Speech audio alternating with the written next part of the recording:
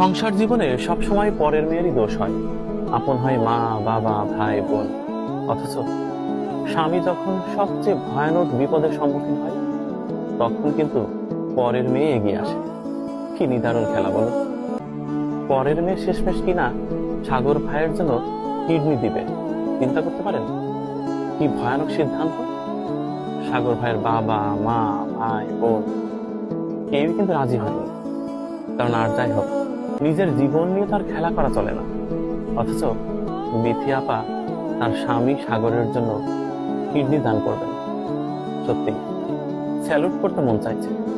আসলে পরের মেয়ে, দোষের বেলায় পরের মেয়ে, আর সুবিধার বেলায় নিজের আপনজন। সংসার জীবনে বোধহয় এমনই খেলা চলে। মনে পড়ছে হাজার বছর ধরে মুভির সেই বিখ্যাত গানটির কথা, তুমি আর আমি কাহিনী হব বাংলার ঘরে ঘরে, মিলন বিরহে পাশাপাশি রব হাজার বছর ধরে। সম্ভবত সাগর ভাই আর বিথি আপার জন্যই এমন গান রচনা করা হয়েছিল।